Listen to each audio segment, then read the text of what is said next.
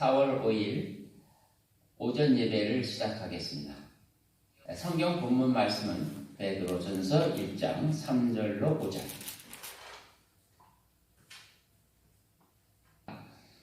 하나님 곧 우리 주 예수 그리스도의 아버지를 송축하리로다.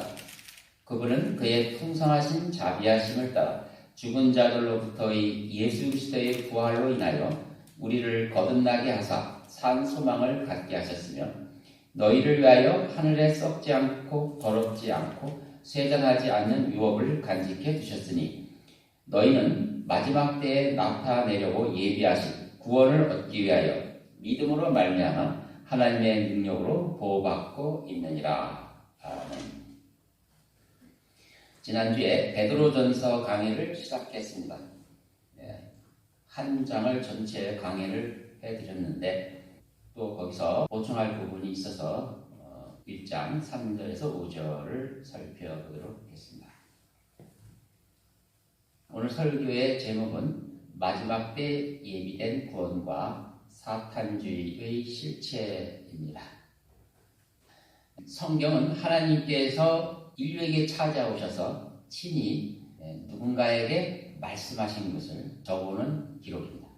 그러므로 성경은 하나님의 말씀이므로 최종 권위가 되는 것입니다. 오늘날은 너무나 거짓이 온 천지를 뒤덮고 있어서 무엇이 진실이고 무엇이 거짓인지 분간하기가 어려운 상황입니다. 이때 가장 필요한 것이 무엇이겠습니까? 바로 점도 없고 흠이 없는 하나님의 말씀인 것입니다. 말씀은 이러한 거짓의 세상에서 어둠을 비치는 빛이며 등대인 것입니다. 오늘은 마지막 때의 구원이 무엇을 의미하는지를 찾아보고, 오늘날 우리 거룩한 성도들이 어떻게 살아야 하는지 그 방향을 살펴보려고 합니다. 저는 이미 예수 그리스도를 구세주로 믿고 마음에 영접하여 구원을 얻은 그리스도인입니다. 그런데 여기서 본문에 마지막 때의 구원이 또 언급이 되는 것입니다. 그래서 오늘 설교 주요 내용은 구원에 관한 것입니다. 그리고 제가 받은 이 구원은 하나님의 선물로서 결코 취소되지 않기 때문에 이미 저는 구원을 확보했는데, 베드로를 통해서 교회의 성도들에게 주시는 이 마지막 때 예비된 구원은 과연 무엇일까? 이 부분을 좀 더 깊이 살펴보고자 합니다. 아울러 마지막 때에 있을 성도들을 괴롭히는 그 세력들, 사탄주의자들의 실체를 살펴봄으로써 오늘 이 준비된 구원과 연계해서 말씀을 공부하려고 합니다. 우선 먼저 성경 읽는 방법을 제가 소개해드리겠습니다. 성경을 읽을 때 하나님께서 말씀하시는 그 의미가 무엇인가, 단어 하나하나가 어떤 의미를 갖고 있는 것을 온전히 살펴야 합니다. 그런데 어떻게 하면 하나님의 뜻을 정확하게 알 수 있는가를 말씀하려고 합니다. 이것은 어떤 지식을 전달하는 신문 기사나 이런 것이 아니고, 하나님께서 누군가를 불러서 말씀하시는 것이기 때문에 대화인 것입니다. 하나님께서 직접 말씀하시든지 아니면 그의 종을 통해서 대리로 말씀하시든지, 대체로 하나님의 진리의 말씀은 대화 형식으로 나타나는 것입니다. 따라서 하나님의 그 진리를 정확하게 알려면 듣는 자가 어떤 입장에 있고 누구인가, 그가 어떤 상황에서 그 말씀을 듣는가, 이것을 알아야 합니다. 우리가 서로 사회생활하면서 대화할 때도 어떤 두 사람이 진지하게 대화한다고 생각을 해봅시다. 거기에 내가 제3자로 듣고 있다고 생각해봅시다. 근데 제 입장에서 A와 B가 대화하는 것을 듣고 있다가 A에 대한 말에 대하여 내가 또 그 대화를 끼어들어서 뭐라고 얘기했을 때, 종종 그 A라는 사람이 나는 그런 의미로 얘기한 게 아니야 라고 얘기하는 그런 일을 자주 합니다. 그 이유는 뭘까요? 그 A라는 사람은 B라는 사람하고 단둘이 대화를 하는데, 그들은 이미 그들의 입장을 서로 공유하고 공감을 가지고 있었습니다. 근데 옆에서 듣는 자는 자칫 그들의 입장에서 잘 듣고 그들의 입장에서 대화를 끼는 게 아니고 내 입장에서 그 대화를 끼는 경우가 종종 있어요. 그렇게 되면 실수를 하죠. 그래서 핀잔을 받을 수가 있는 것입니다. 성경을 읽을 때 바로 그것입니다. 하나님께서 대화를 시작하시는 분이 대화하고자 하는 그 듣는 자를 세웠을 때는 그에게 분명한 의미를 전달하는 것입니다. 글쎄 듣는 자가 이해한 것이 최종적으로 성경에 기록되어 있기 때문에 듣는 자 입장에서 그것이 어떻게 이해하는 자는 곧 하나님이 그것을 그대로 그렇게 전달한 것으로 봐야 됩니다. 하나님께서 듣는 자가 모르는 상징적이고 은밀한 것을 목적으로 듣는 자와 대화를 한다는 것은 대화가 아닌 것입니다. 그래서 이런 기본적인 원칙하에서 성경을 읽어야 하는데 결론적으로 말씀드리면 성경을 읽을 때 듣는 자의 입장에서 하나님이 무슨 말씀을 하시는가를 살피라는 것입니다. 하나님께서 노아에게 말씀하셨을 때 노아는 당시 거인들이 살고 있는 아주 폭력이 난무하는 상황에서 그 하나님의 말씀을 들었습니다. 하나님께서 구원에 대해서 말씀을 하셨을 때는 노아가 이해하는 구원이라는 것은 그 폭력이 난무하는 무시무시한 사회에서의 구원입니다. 지금 그것을 우리 입장에서 제 입장에서 구원을 이해한다면 전혀 다른 의미로 들릴 수가 있는 것입니다. 그리고 저 입장과 노아의 입장은 전혀 다릅니다. 저는 컴퓨터를 사용하며 스마트폰을 쓰고 현대인의 입장에서 살아가기 때문에 결코 내 입장에서 하나님의 말씀을 이해하는 것은 올바른 태도가 아닌 것입니다. 마지막 때 예비된 구원을 언급한 이 본문은 베드로를 통해서 하나님께서 당시 폰토와 카파도기아 교회 성도들에게 말씀하시는 것이기 때문에 저와 직접적인 관계가 있습니다. 왜냐하면 저도 신약교회 성도에 속하며 또 베드로는 신약교회 성도들을 위해서 세운받은 하나님의 종이기 때문에 베드로의 입에서 나오는 말은 바로 신약교회 성도들에게 주시는 하나님의 말씀이기 때문에 그렇습니다. 그래서 이 본문 마지막 때 예비된 구원이라 하실 때 그 내용이 구원에 관한 것이니까 내가 알고 있는 구원의 개념이 그대로 가지고 들어오는 거죠. 그래서 이제 오늘은 구원의 문제를 다루려고 하는데 그보다 먼저 구약이나 신약 성경 전체에서 하나님께서 구원에 대하여 어떤 말씀을 하시는지 전반적으로 살펴보도록 하겠습니다. 검색 도구를 통해서 구원이라는 단어를 검색을 해보니까 416구절이 나옵니다. 그 중에 구약 성경 부분이 278절이 나오는데 쭉 살펴보면 이스라엘 민족의 구원에 관한 내용이었습니다. 이방 민족들이 쳐들어왔을 때 전쟁으로부터의 구원, 그리고 이스라엘 민족이 아시리아나 바벨론에 이제 포로로 잡혀가서 너무 고통스러워서 우리에게 주권을 회복해 해달라는 그런 의미가 대부분이었습니다. 그러니까 제가 그 성경을 보는 관점에서 본다면 구약 시대의 구원 개념은 분명히 민족적인 구원이었습니다.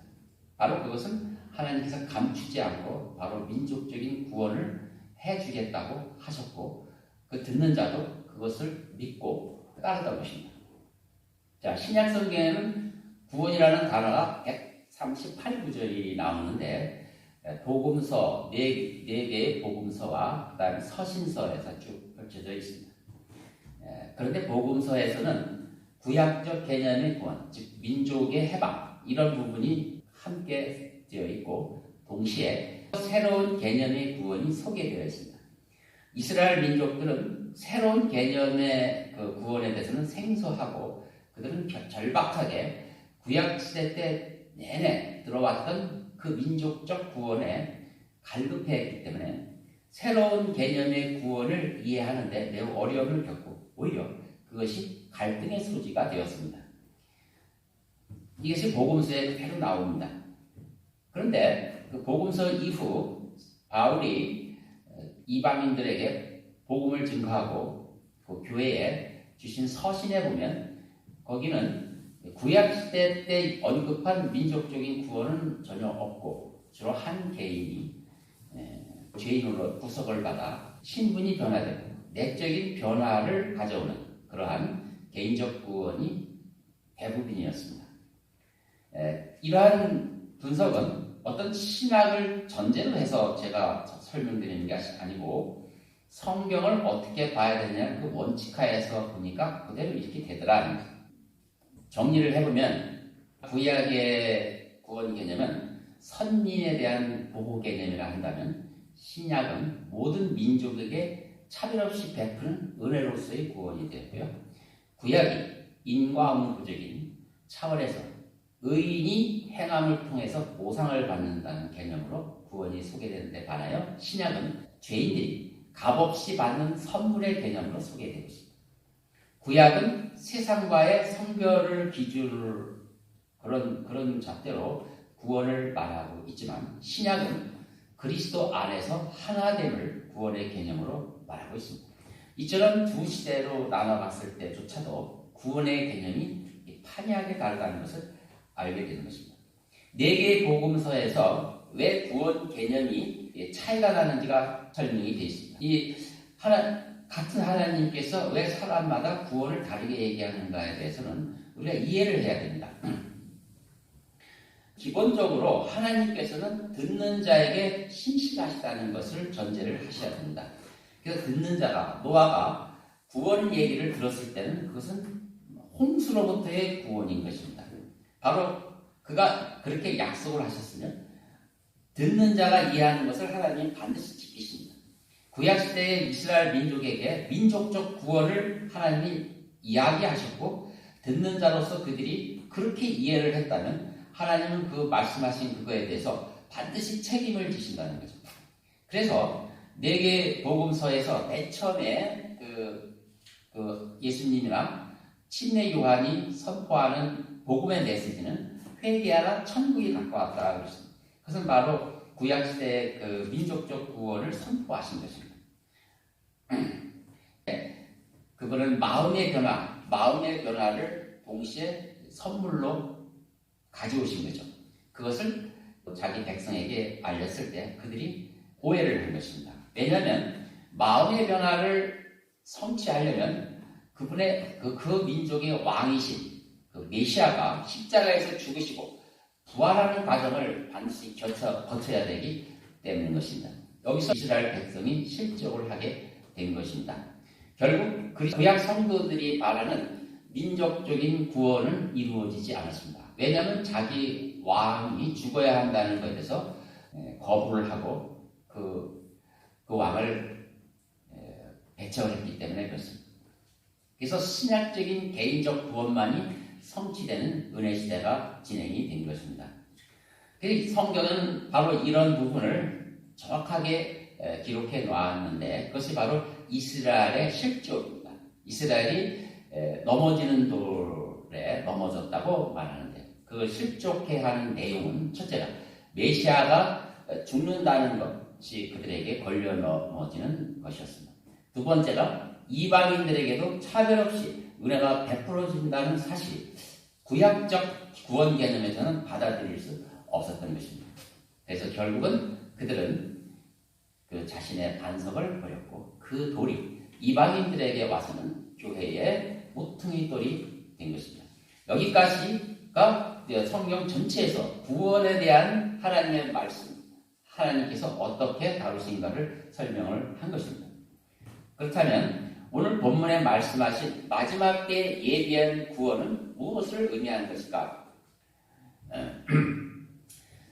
신약적 구원으로 이제 충분히 이해할 수가 있는데 아시아 교회 성도들 입장, 즉 저의 입장이죠. 오늘날 우리 부경성경 침례교회 성도들의 입장에서 보면 이미 하나님의 영원한 심판에서부터의 구원은 받은 상태입니다.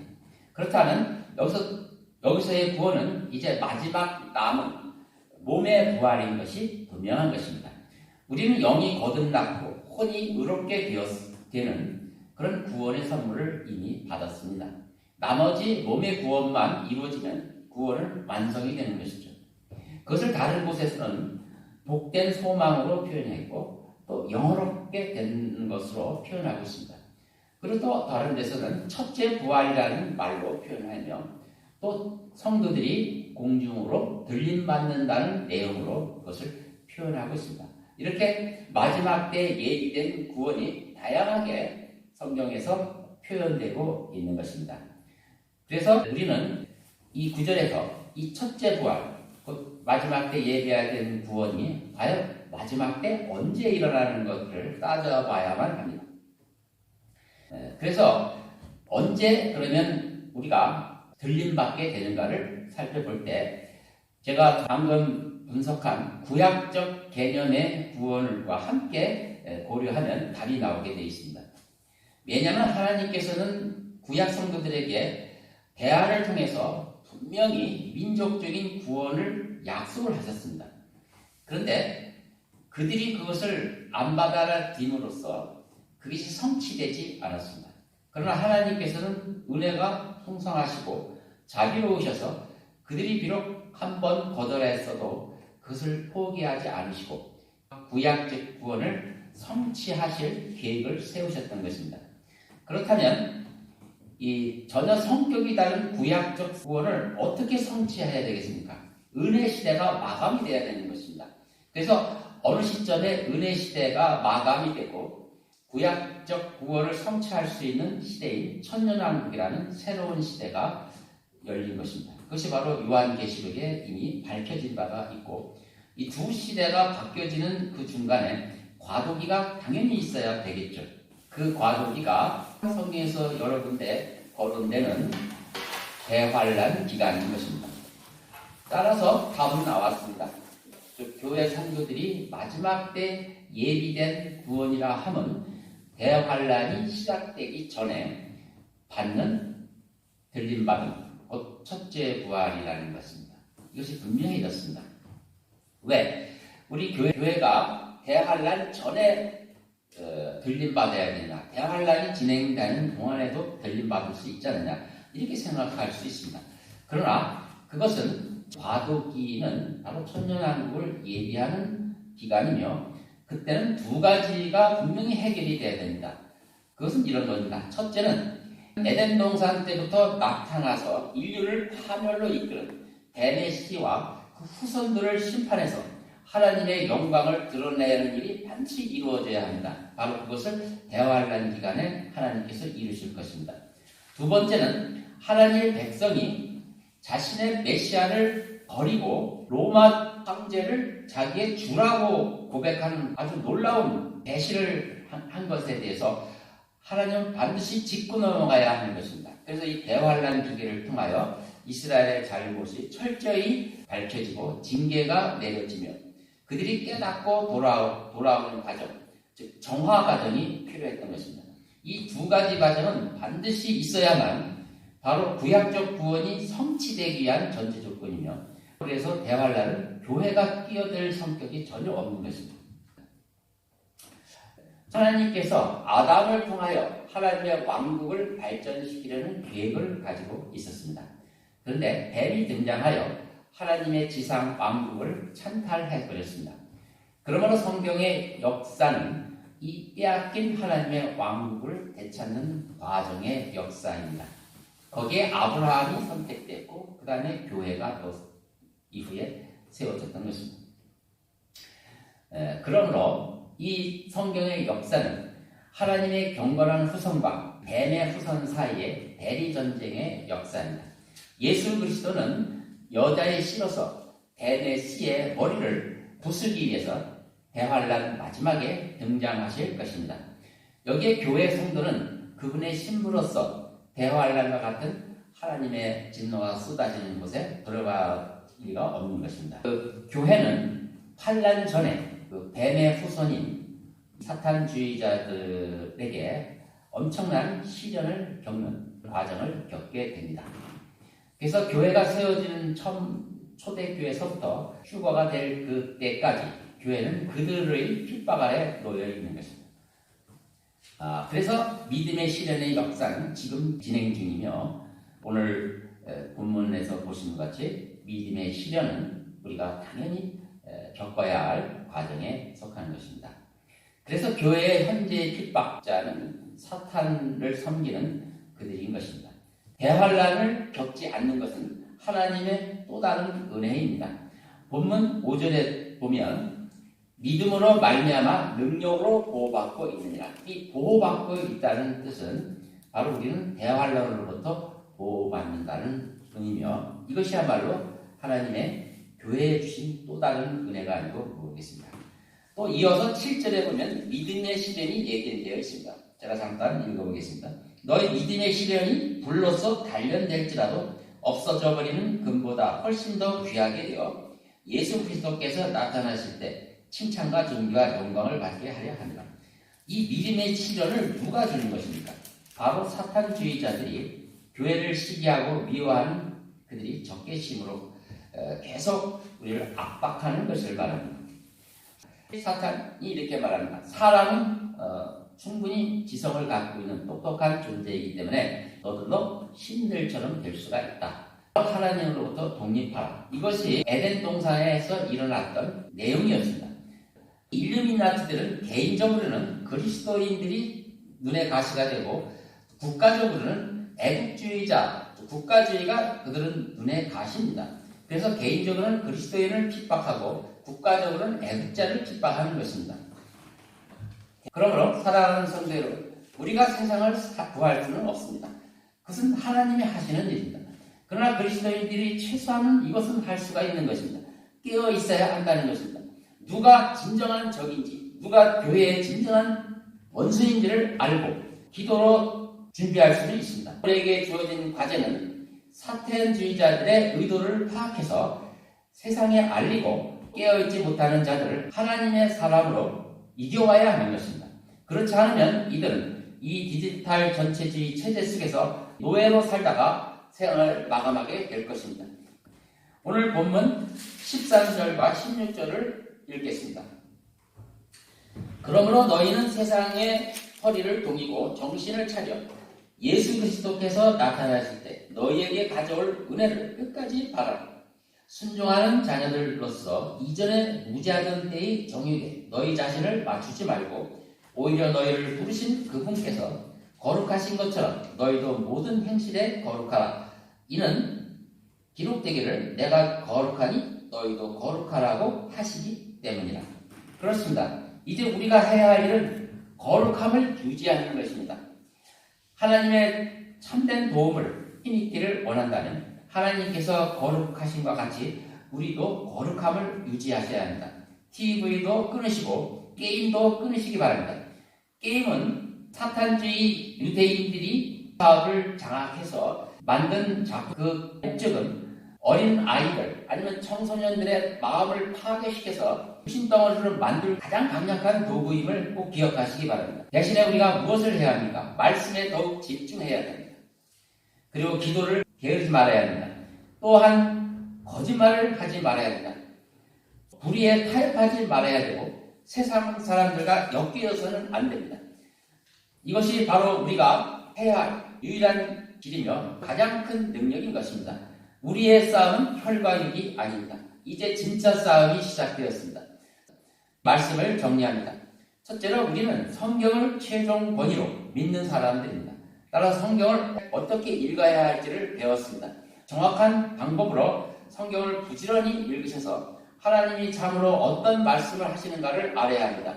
두 번째로 마지막 때의 구원은 바로 교회가 대환란 전에 들림받는다는 사실을 꼭 기억하시고 흔들리지 말아야 합니다. 더욱 거룩함을 유지하고 깨어서 기도해야 한다는 사실을 오늘 살펴보았습니다. 오늘 이 하나님의 말씀을 통해서 이제 싸움은 시작됐다는 사실을 꼭 기억하시고 오직 하나님을 따르는 저 여러분이 되시기 바랍니다. 마치겠습니다.